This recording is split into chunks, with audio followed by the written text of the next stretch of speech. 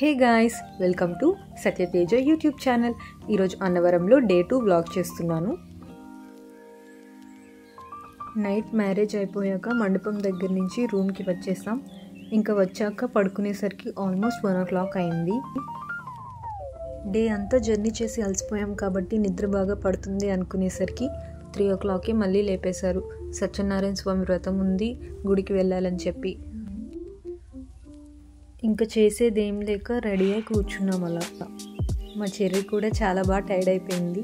చూడండి ఎలా కూర్చుందో నీరసంగా.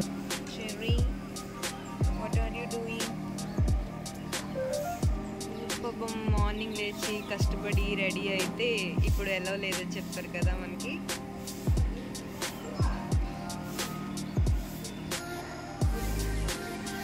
మేము కష్టపడి 3 o'clockకి లేచి రెడీ అయ్యాక చెప్పారనమాట, పెళ్లి కొడుకు పెళ్లి కూతురికి మాత్రమే వ్రతంకి ఎలా ఉంటుందని చెప్పి.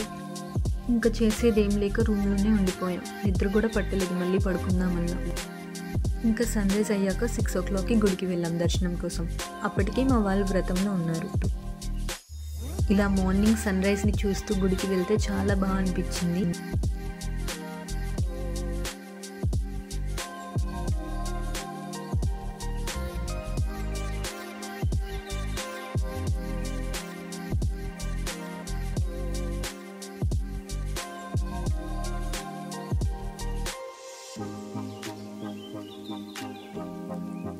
ఇక్కడ నుంచి వ్యూ అయితే చాలా బాగుంది.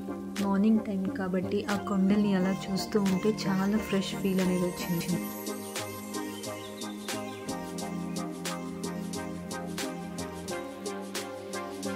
దీన్ని ఏమంటారో ఎగ్జాక్ట్గా నాకు తెలియదు, కానీ సన్లైట్ దీని మీద పడినప్పుడు కరెక్ట్గా టైం చూపిస్తుందంట.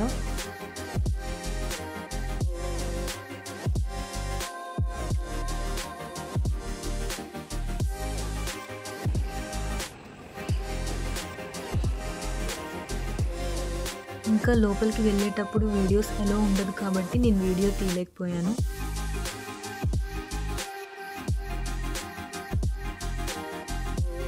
దర్శనం కంప్లీట్ చేసుకొని బయటికి వచ్చి మా వాళ్ళ కోసం వెయిట్ చేస్తున్న గ్యాప్లో ప్రసాదం తీసుకున్నాం.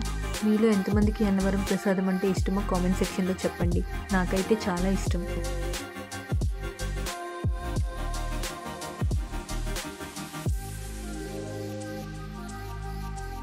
ఇంకా అందరి దర్శనం కంప్లీట్ అయిపోయాక రూమ్స్ వెకేట్ చేసి రిటర్న్ స్టార్ట్ అయిపోయాం.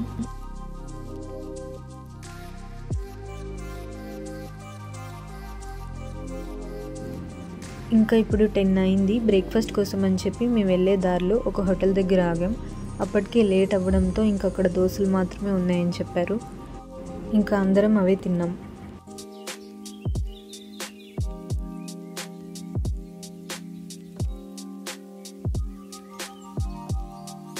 బ్రేక్ఫాస్ట్ కంప్లీట్ చేసుకొని ఇంకా రిటర్న్ స్టార్ట్ అయిపోయాం.